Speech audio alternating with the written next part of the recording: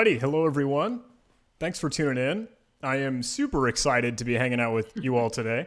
I have a special guest, and I'm even more excited about that. So please, hello and welcome to Kathleen Smith. Kathleen, super duper thankful to you. I know you're just coming off of vacation, so I'm very, very grateful that you were able to come and hang out with me.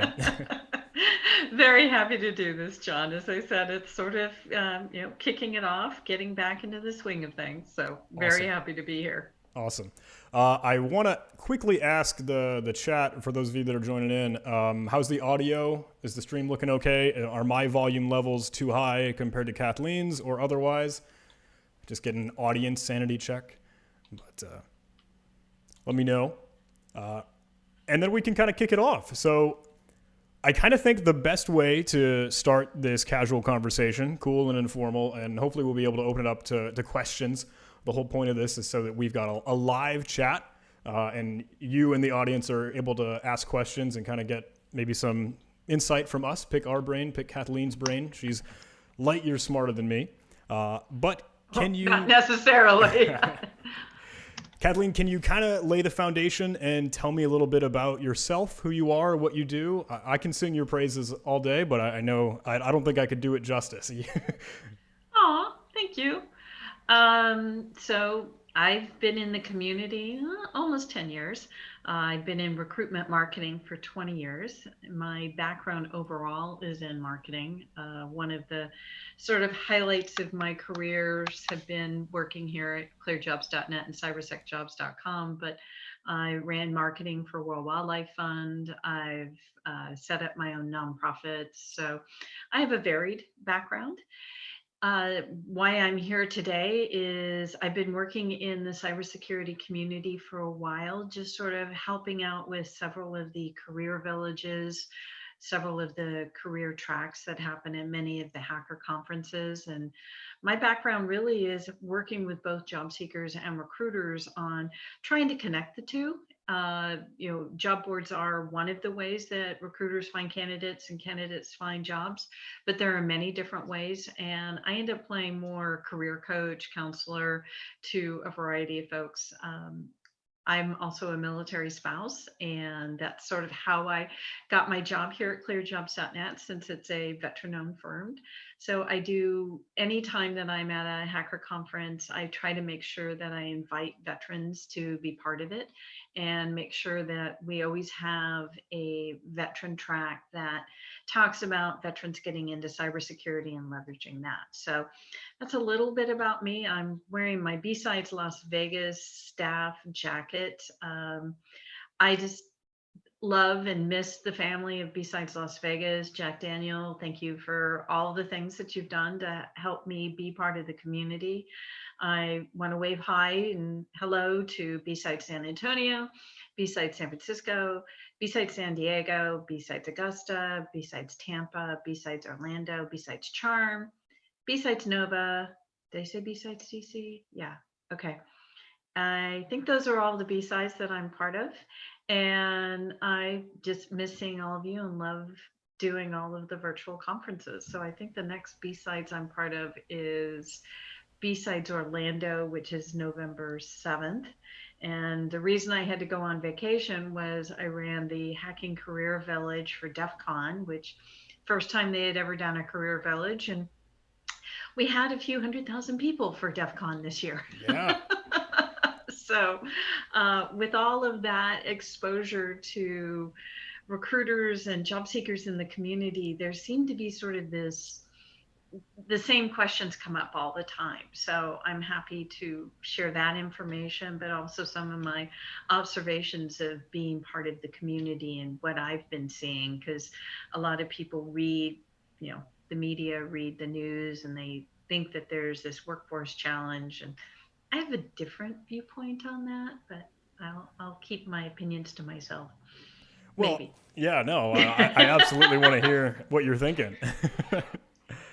Well, so the first time I went to B-Sides Las Vegas, someone else was running it, and the first time they were running a career track. And in my day job, I run career events. That's part of my job. So By the time I got there, I do about 20 career events a year, been doing that for about 10, 15 years by the time that happened.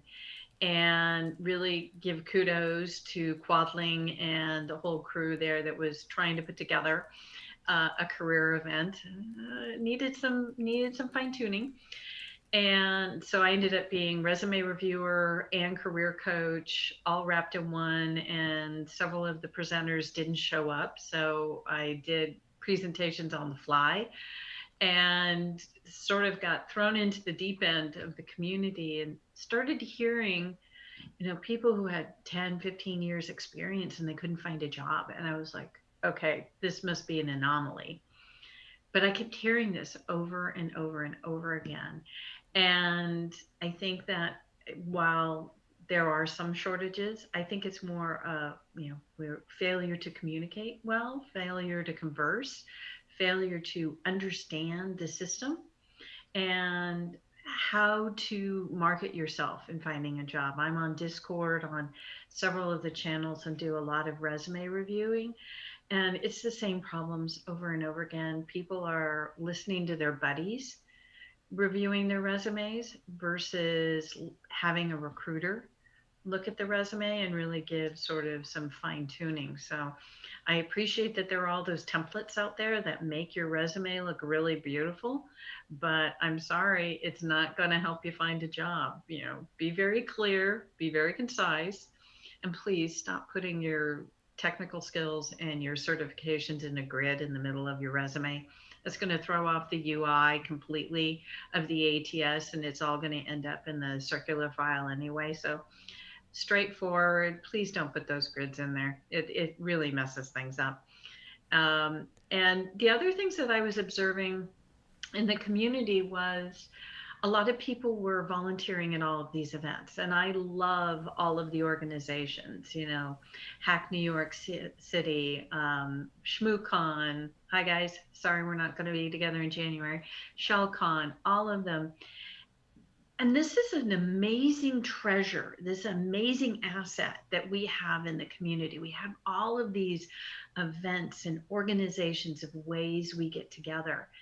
And people were not seeing that these were career development opportunities.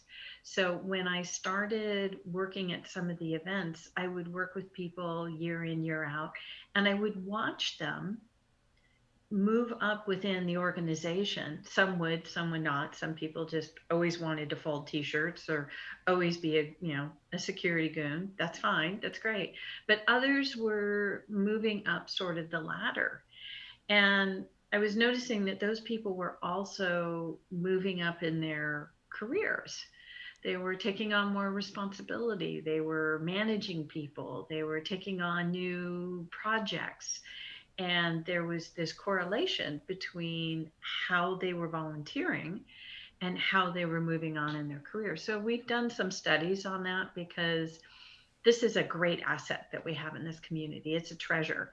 Being able to volunteer, being able to give back to the community and learn skills at the same time is really great. And as you know, John, I could talk for hours on that one. So what else do you want to know?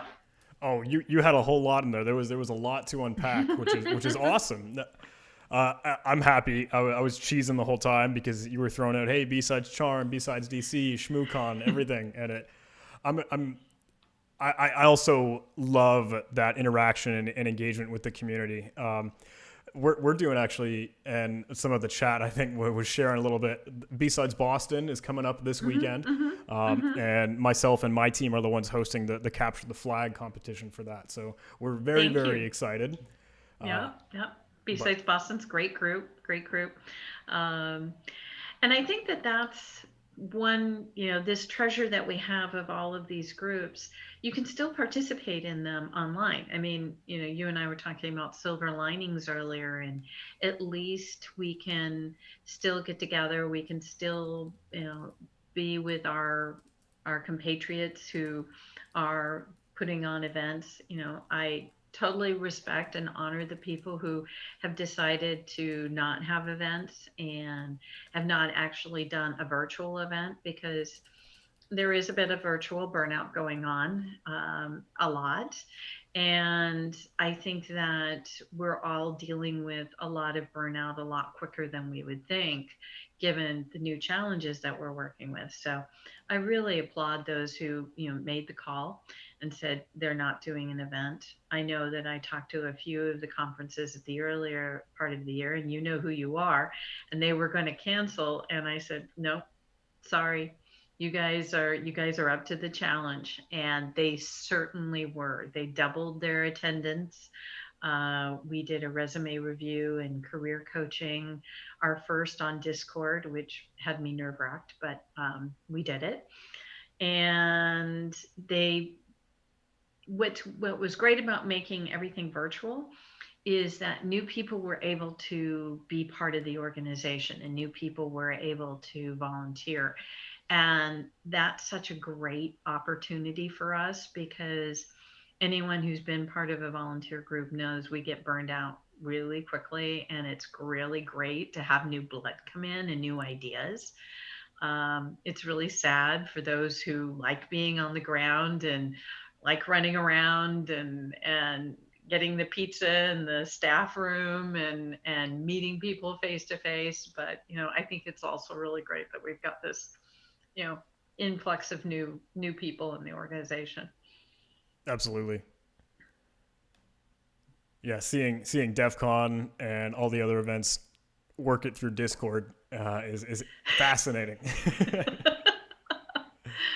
Well, and it's I think what's great about it on a sort of a networking and a career development way is that recruiting and job search in the community obviously had to adapt to the new situation. And so, learning how to read body language, learning how to present yourself in a virtual environment is really important to ace that interview, or to ace that first step, next step in your interview process. And having these opportunities to practice online is really great. I mean, do you put a virtual background on when you do an interview? When you look at any of the career sites now, they're saying, no, don't do it because it makes people dizzy. So you'll notice I have the same real backdrop that I always have in any of my webinars. It also, we get more comfortable with this because some of the initial interviews that were happening, March, April, May, June, people were really nervous and they were not comfortable with interview chats or Zoom meetings or WebEx meetings, and the additional level of stress. So I think having these virtual events, if you look at them as a career development opportunity, it's really great to use them to say, okay, now I know how to get more comfortable. Now I know how to test everything before I get on. Now I need to know how to prepare for a virtual interview. Because, in March, we were talking to a lot of our employers that were able to turn very quickly into doing virtual interviewing and virtual onboarding. And learning those skills on how to network within your new company, you know, there was no guidebook in the spring about that. And so having that as an opportunity through events is a definite way for people to help their overall career development and job search. That's awesome. I'm trying to follow the chat and see a lot of the questions that some folks are asking. Some of them get a little technical. Some are like certifications, and that's a whole nother can of worms. A lot of the hey, I'm just trying to get started. I'm just trying to, how do I break into this career and community? And it sounds like your vantage point is volunteer and be a part of it. Right. Yeah. Yeah. It's no matter the industry, your network is how you're going to find a job. So you have to have a network to be able to leverage whatever certifications or skills you have.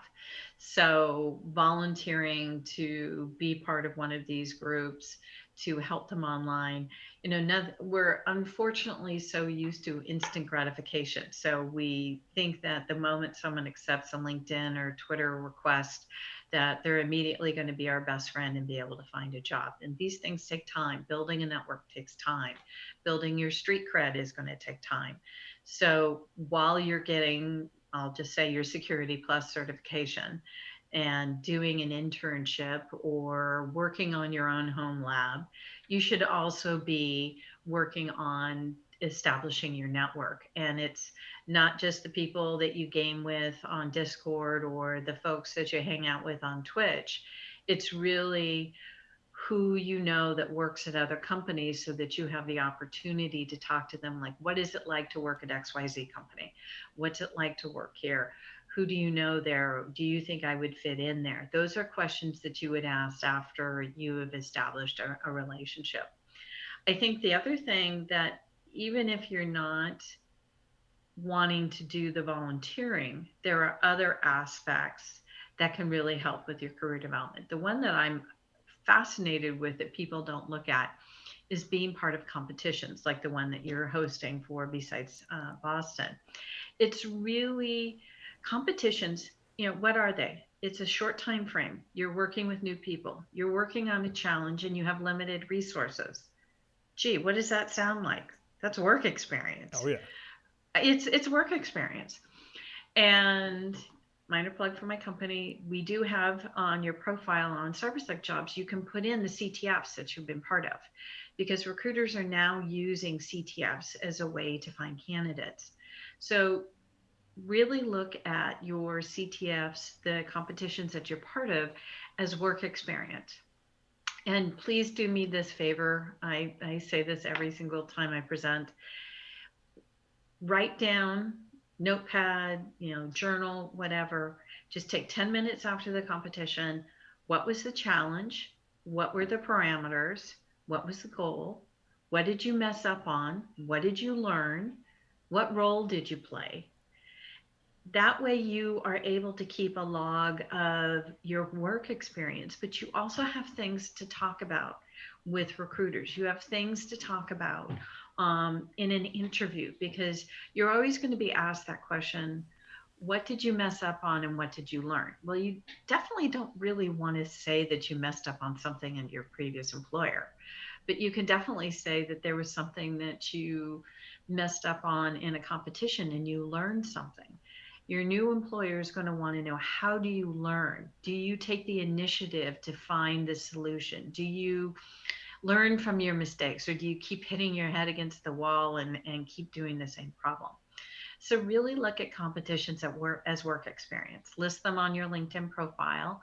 You don't necessarily need to list them all on your resume, but just have them available to be able to talk about in that initial phone interview. And it doesn't matter if you won the black badge or you were the winner. The fact that you participated, the fact that you learned something, these are all work experience. So that's one aspect of all of these events and volunteering. If you don't want to be one of the workhorses behind the scenes, this is something else you can pull from that. The other is presenting. And I find it interesting that people in the community thinks that there's this like secret list that speakers are picked from.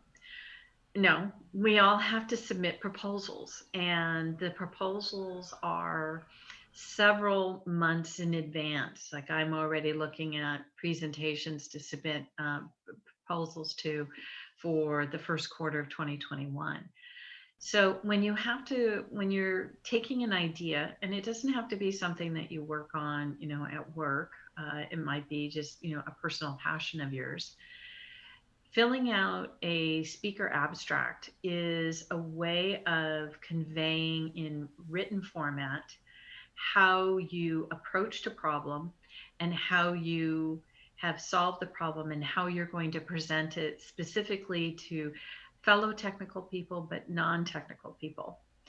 And when you do that, you normally have to do a short abstract, a long abstract, key takeaways, and submit into, a bio.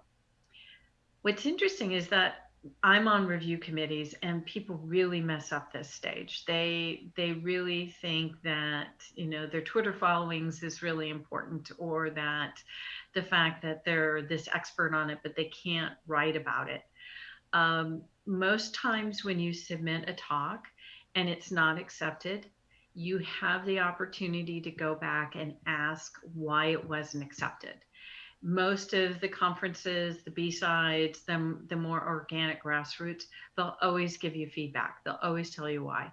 I know when I've submitted to some of the big commercial conferences, it's primarily because I'm a chief marketing officer. They think I'm going to do a vendor pitch. So that's why I'm not accepted, and that's fine. Um, so getting that feedback is really helpful because they're trying to help you improve your delivery of the topic that you're on. And then if you get accepted, most of the conferences have a mentorship program. So if it's your first time presenting, they'll walk you through, especially in the online environment now. It's really helpful to have someone help you do your presentation, do the tech check. Are you speaking too quickly? Do you have too many slides? I can tell you there's some people I've had to say, cut out the 162 slides. You only have 45 minutes.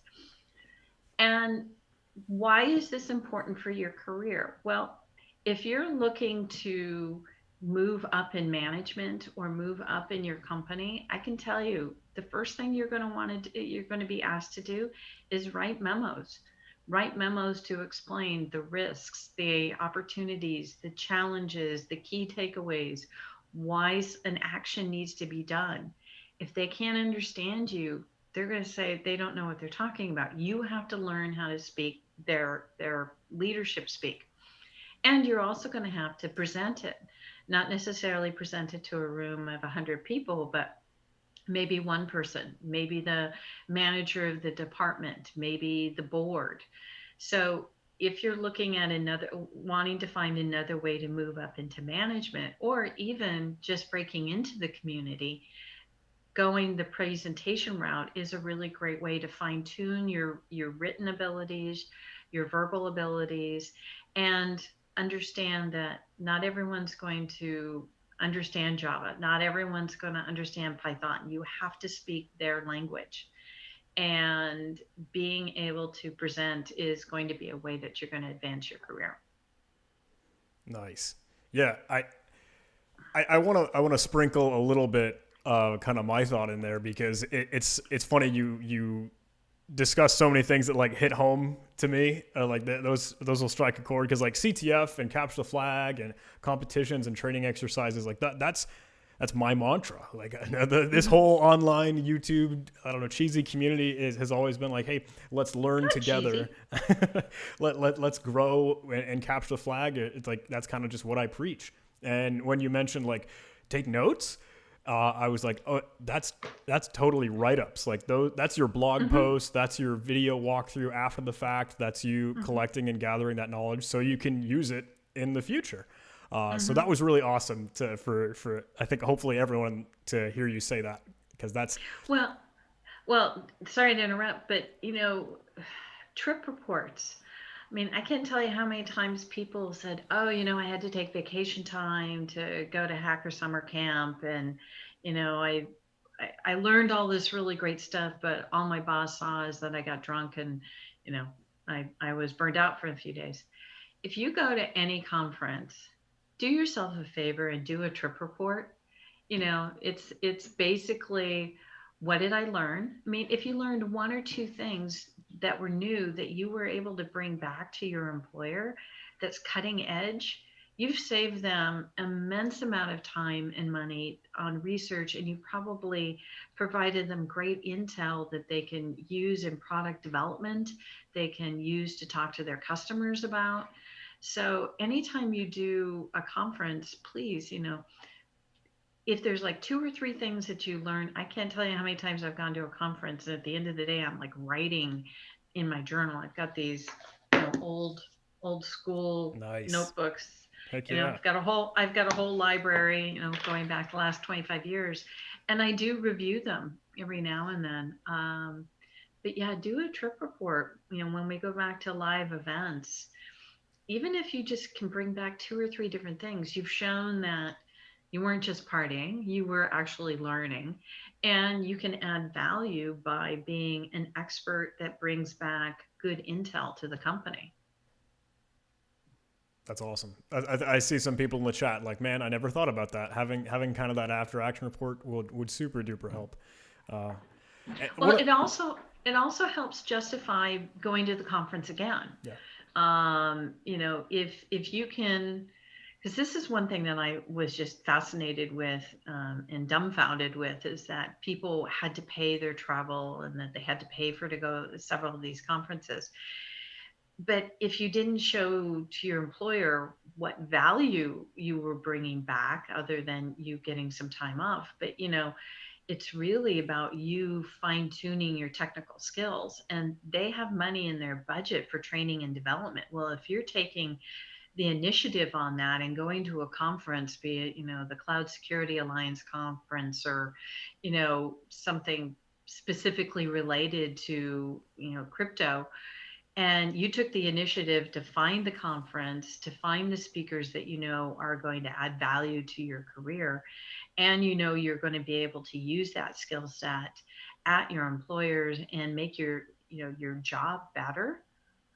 You totally owe it to yourself and to your employer to do that after report and say, okay, and next year I want to go to this. So in next year's budget, this is what I propose, that, my airfare was this, my hotel was this, and this was the conference fee. And start campaigning a year in advance so that you can make sure that you can go to that next conference. Awesome. I gotta do that. I gotta get that together. Another thing that you had brought up is, and then obviously talks and speaking and giving a presentation. So I've tried to dabble in that. I like to try and bring a show or a little presentation to some conferences that I attend. But I remember, and the points that you mentioned, like it's not like there needs to be some elite high flying crew of these are the people that have been chosen and have been knighted to be able to give a presentation. Like anyone can do this, and the glass ceiling isn't exactly there. I remember the first talk I gave was a really high level. It didn't go super deep in the technical weeds. It was like 10 steps to build and lead a cybersecurity capture the flag team. And then when I got into more complex or wanted to get more technical stuff with a higher caliber, like if I were to bring something to DEF CON, I had tried to be transparent. Like, this is a stretch for me. Like I'm kind of operating at the edge of my understanding, and I want to be honest with the audience in that, because look, I'm here to learn. We're all here to learn, and I don't want to. I'm not going to drop any 0 days. I'm not going to be like some uber elite hacksaw, but I want to be present and I want to be a part of this, and I'm really happy that other people want to do that same thing. Yeah, it's funny because in the beginning, when I would do presentations, I sometimes only had like 5 people in the room.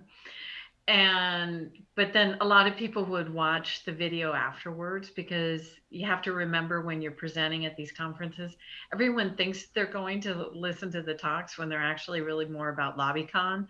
So, don't be insulted that there's only a few people in there.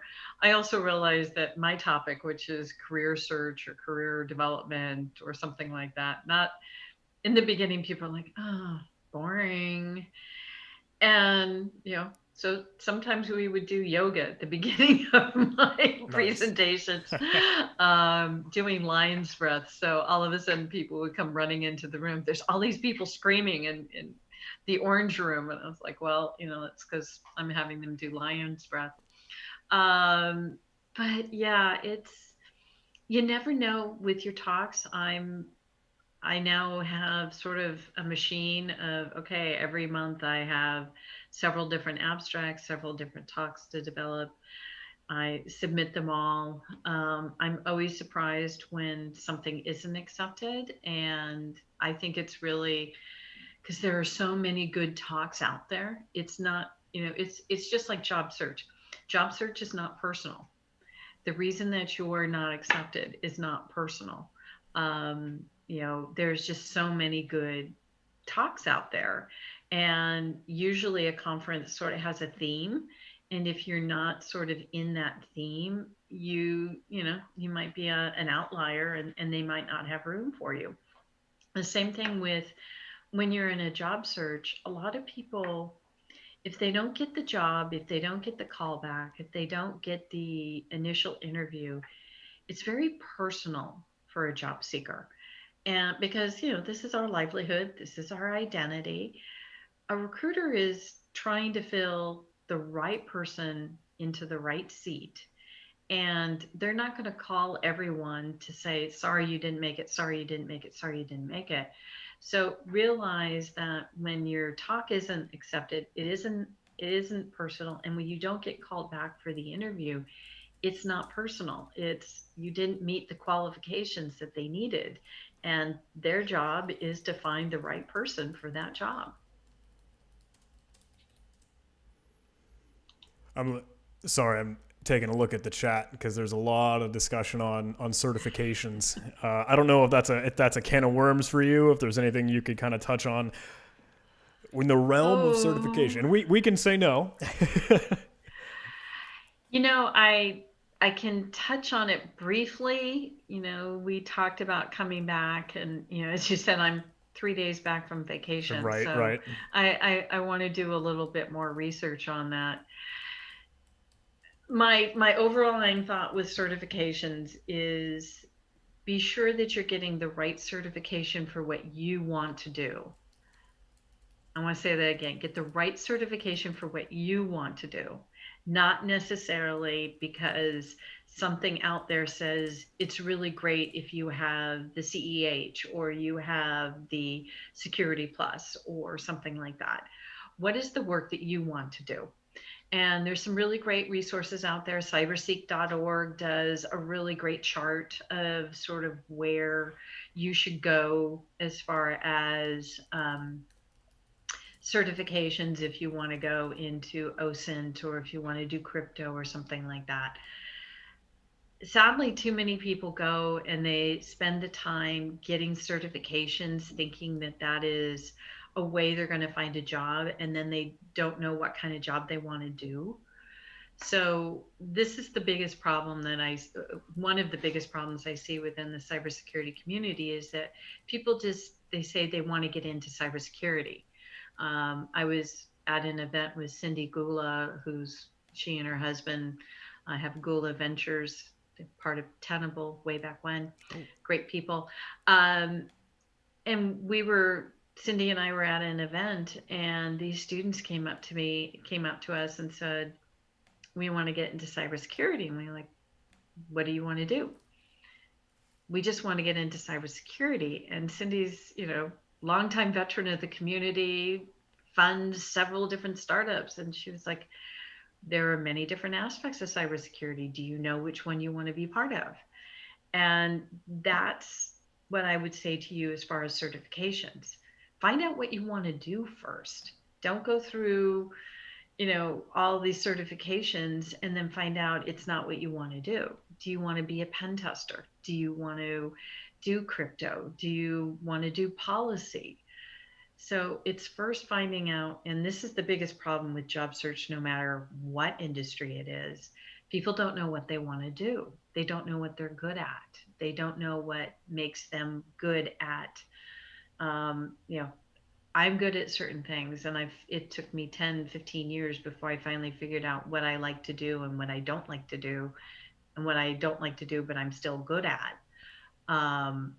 There's many different aspects of that. So sorry, I can't really say, is it a Security Plus? Is it 8570? Is it, you know, the no, CISSP? It's no. please don't get a certification if it's not something you want to do. Good. Yeah, I struggle with that same question, and it's always like, go for the thing that you want and you're interested in and you're passionate about. Don't do it for like a stamp or a notch on the belt. And it's really hard because some people might want to be a little bit more high level and stay off keyboard. Some people might want to be on keyboard doing the real high flying operator technical stuff. And I can't say. I don't know. I don't know what is best for each person, but I tried to screen share a little bit of a list that hopefully would be in the video for folks that are watching. But thank you. Well, I found it interesting. 6, 7 years ago when I went to Hacker Summer Camp, and I sat in on a panel for Black Hat on career development. And it was fascinating the difference between East and West Coasts as far as the feelings of certifications. If you were on the East Coast, most of the recruiters and hiring managers were like, yes, you need certifications, and these are the ones you need. And then there was one or two headhunters out of LA who were saying, we don't really care about certifications. You don't need them here on the West Coast. I found that a very interesting difference of strategy. But, most of the jobs on the East Coast tend to be people that needed to have a security clearance or comply with various different government contracting. But the one thing that they all said, which is true, is you want to have a passion for what you're doing, and you want to have the initiative to be inquisitive, to find out what works, what doesn't, how did it break, how can you fix it. That is an innate skill that no certification or training program can develop. So all employers will tell me, I just want someone who's passionate about this and someone I can train, as long as they have the inquisitive nature to figure out what makes things tech. And again, if you're not interested in this, there are plenty of other industries which pay well and are exciting, and you don't have to, stay on Discord all the time. So yeah, I yeah, go to cyberseek.org, do those things. Alyssa Miller did a really great presentation for us for DEF CON Hacking Career Village. I know it's got 4,000 or 5,000 views right now. Nice. And she has a really great chart in there that was from a Reddit feed on information security certifications and experiences. So go to Career Hacking Village on YouTube. Sorry, I'm taking people off of your YouTube channel, John. No, that's fine. It's over there, and or I can send you the link to it. Yeah, the talk that she gave would be awesome to see. Thank you. Yeah, it's from barista to cyber pro. Okay. Barista to cyber pro. Hi, Alyssa.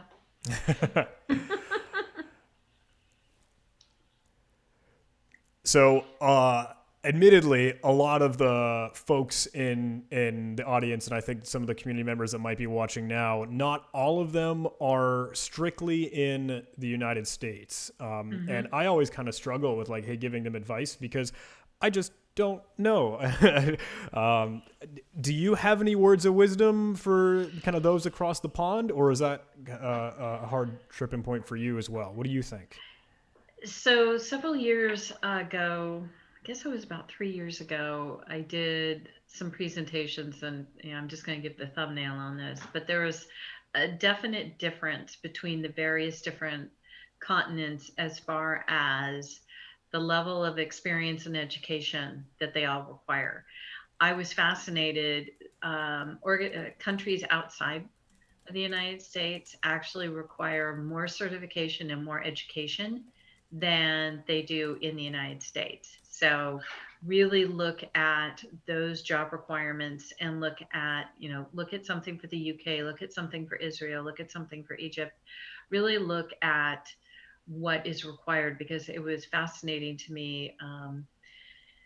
Israel had one of the highest requirements as far as years of experience and master's or PhD for people who are considered for cybersecurity positions. So knowing that if you are in those areas, you may have to really, buck up and go to a school and get a master's degree after your bachelor's.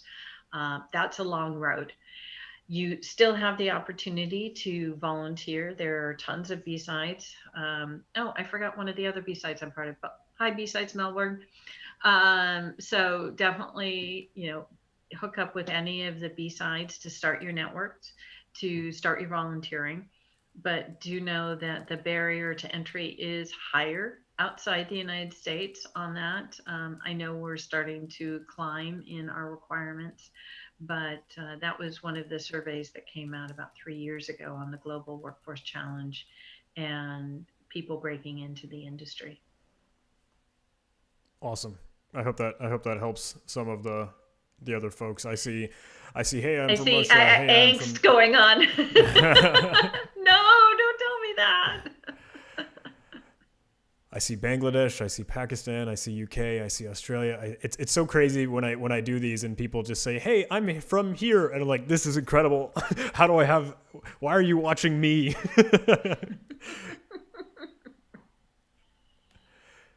um, there are tons and tons of questions that are flowing through in the chat. I don't know how much of these we either want to try and latch onto, or if we've already covered. Forgive me, but some things are like, hey, what are the best ways to get interviews? Should I be just active on LinkedIn? What are those other sites like Glassdoor, Indeed, Scene? Are those things worthwhile, etc.?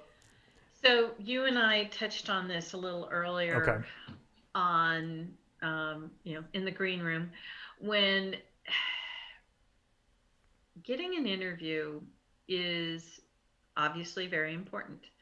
But what's fascinating is that many people just use one avenue of communication to talk to employers and recruiters. And you have to understand that every single company has a different toolkit that they use to find candidates. There is not going to be a sign on their company website that says, if you want to get in touch with us, we use this ATS and we use this compiler. You have to start building relationships with people within that company and with recruiters within that company.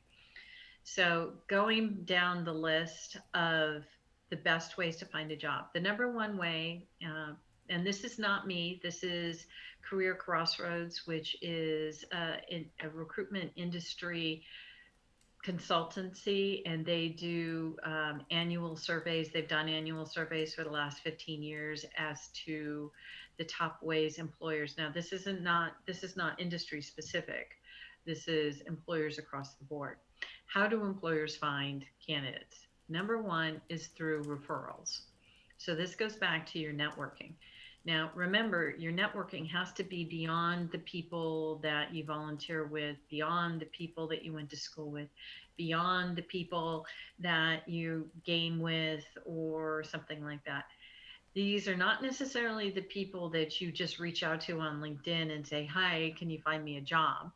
You have to have a relationship with them. You have to have cultivated that relationship.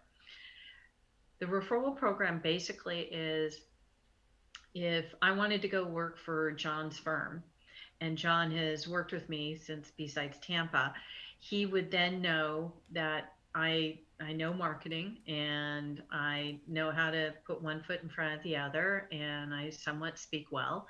And he would say, "Hey, we have a marketing job that's open here.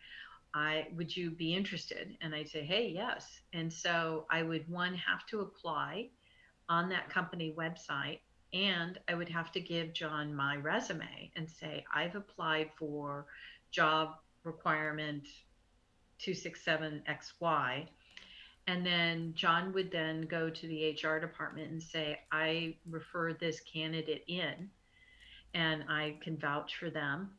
What's great about that is it saves the company time in trying to find a candidate, and it also saves the company time in being able to verify that this person would do what they said they were going to do and also is a good fit for the company.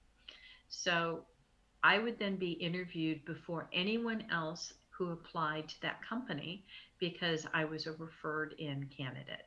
So if you have some companies that you want to work for, you need to start finding people who work there that can start networking with you. And that's why you go to conferences, and that's why you work with them in volunteering. The next way is job boards. So, as I said, clearjobs.net is one job board I work for, cybersecjobs.com is the other job board I work for. Job boards are the number two way that companies find their candidates. So filling out a profile on on those job boards is a way that you can get in front of the recruiters. The challenge is, just like people don't know how to write a resume, they don't know how to fill out a profile on a job board. Job boards have been around since 1994. They have been a major pipeline for candidates for companies, year in, year out. So, similar to filling out or writing a resume correctly, filling out a profile is, you know, you need to how to contact you. What are your top skills? Filling out your accomplishments, filling out your certifications. So the more information you put in there, the more recruiters are going to be able to find you when they put in specific keyword searches. Thank you, Google. Everything now from a great Italian restaurant to finding a candidate on a job board is all based on keyword search. So being sure that you have the keywords in your resume, in your profile that match the kind of jobs that you want to find. A lot of people think that, there's a silver bullet out there.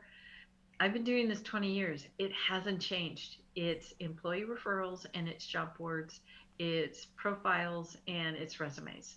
So, as I said at the beginning, be sure you have a recruiter who looks over your resume and really gives you some constructive criticism on how to do it. I can't tell you how many times people said, yeah, my buddy looked at my resume. Your buddy understands what you do, and your buddy is not going to give you the tough love and tell you that you have typos and your sentences don't make sense and you are putting in 28 bullet points when you only work someplace for 2 months.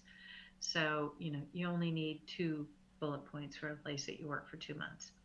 Um, Other ways to get the interviews: being available. I'm surprised when people say no one's contacted me, and then I try to find them on LinkedIn, I try to find them on Twitter, I try to find them someplace and you can't find them.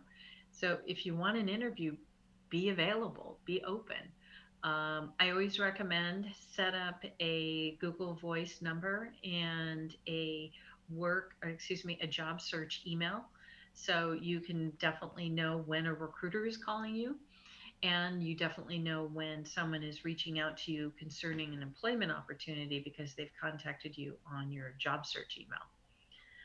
Also realize that you may get the interview, but you may not get the job. And a lot of recruiters will provide you feedback if they can. Sometimes the reasons why you were not considered, it might violate some employment laws as to them giving you feedback, but some will give you feedback. What I'm always fascinated with is people don't understand the difference between the different types of recruiters that are out there. So you had my wonderful friend Christine Winchester on, about a month or so ago. She's a direct recruiter. She has worked for some phenomenal companies over the years. She is someone who works at a company. She has the email address from that company. She is a direct recruiter.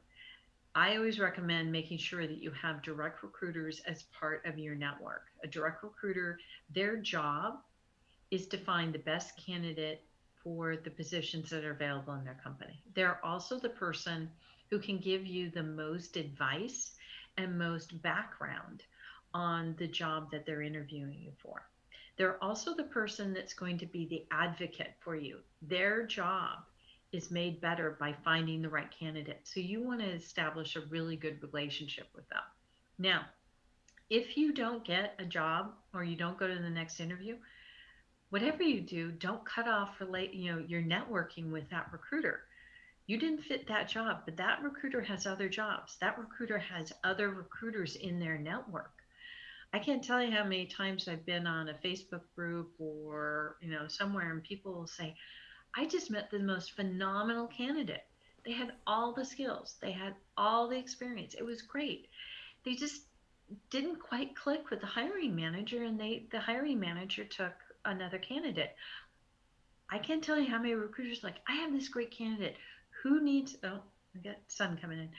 Really great recruiters Well, network with other recruiters and introduce candidates. Like I couldn't fit this person in my organization, but I really want to find them a job. So be sure you have 5 to 7 recruiters who are in your network that you always touch base with. Every 6 months, put a calendar notification in to say, today is the day I'm going to spend an hour. I'm talking about an hour every 6 months.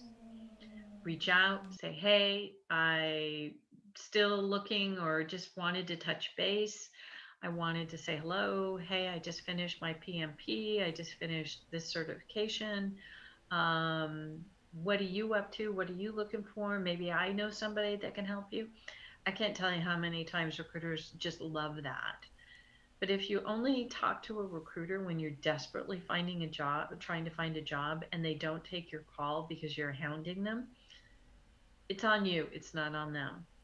The other types of recruiters that are in the company or in the community are staffing firms. And so just realize that sometimes when you're talking to someone, they may be a staffing firm, they may not be a direct recruiter. And I only know of 1 or 2 staffing firms that I really enjoy working with in the community. Most of the staffing firms, they're monetarily based, they're monetarily incented.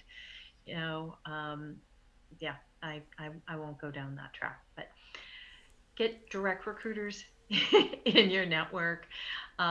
Don't, Chris Rise has Tiro Sack out in San Diego. Hi, Chris.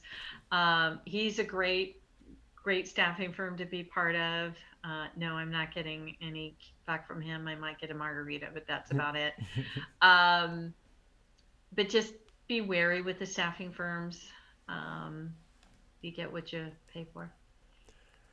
I'm glad we were able to squeeze in a little shout out for Christine. She is an absolute angel. Has been like the nicest person in the world to me.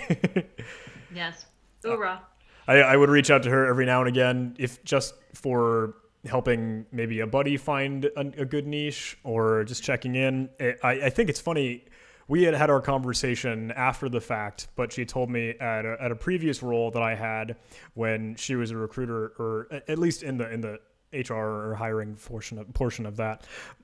We were reminiscing, and she said, like, I think there's a strong possibility that I was the one that signed your offer letter. uh, so small It world. is. Yeah, that's another thing I would say. In overall job search, it is a small community. Do not burn bridges. Be very careful what you're posting. There's several online reputation reports out there that many companies will check your social media profile before they'll call you for an interview. So if it's not something you want your mother to hear or read, don't post it. I know that we all want to vent these days, given the lack of control we have over closings and stuff like that. But do realize that, there may be a recruiter who'll see your rant on Twitter or on Discord or something like that. I can't tell you how many recruiters I know who are lurking on Discord. So be be careful. I have a little Discord server. I wonder if we have anyone watching. Well, I know we're getting close to an hour mark, so I think Mm-hmm. it'd be cool to slowly wind us down. I want to be cognizant of your time, Kathleen. I'm just super thankful that you've been willing to hang out with us. No worries. Can I throw in the one of the last questions that I've seen a Sure. lot in the chat? Um, Sure. and I don't know where we'll go with this, but it sounds like it's been a little bit more uh, close to the bone. Where like, say, how do I handle that rejection letter, or when I don't get that call back, or what do I do when I don't feel like I'm up against this, or I'm doing something that I don't know about, or I feel like it needs a little bit more push and motivation and encouragement for the folks Mm-hmm. that haven't hit a home run just yet. Totally understand. So realize that in a hiring process, there are many, many different steps. There's the initial phone interview, there's the tech interview, there's the panel interview, If you're in government contracting, there's the client interview. So there are many, many different steps. And some you may not, you may have made it through two or three steps, but you may not have made it past there. And that's not totally on the recruiter. The recruiter is, as I said, your advocate, but is also somebody who, they have to give you the bad news, or they have to sort of move on and find somebody else because they're pushed by the hiring manager to sort of say, that was great, but I need something a little bit more. Realize that a lot of times it may be you, not them. And I don't mean to pour salt into that wound. It might be your resume. It might be your LinkedIn profile. It might be the fact, some people who are desperate for jobs, they have this tendency to apply to 10 to 15 different jobs at a company. Well, that shows the recruiter that you aren't detail oriented, you aren't focused, you're desperate, and you're just throwing everything against the wall. So please don't do that. Please don't put, 10 to 15 different applications in a company. The recruiters actually can sort of blacklist you if you do that. So, and you don't know that. The other thing is going back to the network of recruiters, have them look at your resume, have them look at your overall process, and it might need to be fine tuned. See if you can get feedback. Um, Recruiters are very open to having you get back to them. If it's an interview that you've done and you haven't heard anything within 2 or 3 days, reach out, either email or LinkedIn. Reach out, say, hey, I haven't heard anything. Can you tell me? Now, if you start doing that an hour after the interview and you do it every 6 hours after that, that's called stalking. Please don't do that. So, a day or two, but be sure you've sent your thank you note. I can tell you that you can definitely differentiate yourself by sending a thank you note, thank you email. Be sure you've gotten the email address of every single person that you've talked to during the interview process. And just, it was great talking to you. I love sharing with you my experience. It sounds like the job would really need, this kind of skill and that kind of skill, and this is where I had it. We always forget something in an interview that we wanted to share. That is a really great time in the thank you letter to say, you asked me that question and I didn't have the answer at that time, but this is what I would have said. So after you've sent the thank you letter, then wait a day and then do a follow up. You also should, whenever you're in the interview process, ask the recruiter what their process is. How many steps is it? How long is it going to take? I can tell you, I have a customer, they take 18 months. This was before COVID, 18 months to interview and hire a person. I actually recommended to a candidate to go and find another job while they were waiting for this job. So knowing up front will probably ease your anxiety as far as what their overall process is. There's a lot, especially right now, people are having to make changes to their budget, and they're not going to say to you, they're not going to publicly say, sorry, we are no longer hiring for that position because we no longer have the budget. So realize that it's about 50-50. It's you, it's them. Um, Persevere. Persistence and patience is something I've learned from my father, and it's just, I know it's hard. I can tell you I've been there too. I have an MBA, I have a postgraduate degree, I have 25 years experience, and sometimes I didn't get the job that I wanted, and it's a silver lining. It gives you an opportunity to step back. Just don't get online and start bashing the recruiter and the employer because they didn't get back to you. You were not meant to take that job. There's another job you're meant to do.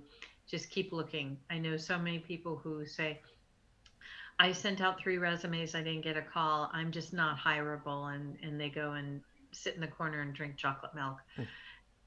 Keep at it. Sorry, I know that's not what you wanted to hear. No, I mean, there's a lot of truth to it. You kind of take a blow back, but that just means, okay, let's do a little bit of re-inventory and see what we can square away and sharpen up and improve on. So that's good. Cool. Well, wow. First of all, like I know we're an hour in and we've been seeing passwords. Excuse me, I just was reading some of the chat and someone was mentioning what about passwords and rockyou.text. We're getting into some text and some technical stuff in the chat. But this has been very, very cool. We've seen a ton of questions flow and fly by through the chat. I don't know if we were able to explicitly touch on every single one of them. Kathleen, if you're comfortable, maybe I can share a few more with you if we ever do want to touch on them in the future. But thank you for having this conversation. This has been absolutely jam-packed with tons and tons of value. And I think every single minute has been something that someone can take something away from. So thank you again and again for doing this. I really, really appreciate it. Very happy to do it. No problem. Alrighty. Should we tune out? Appreciate everyone. Cool.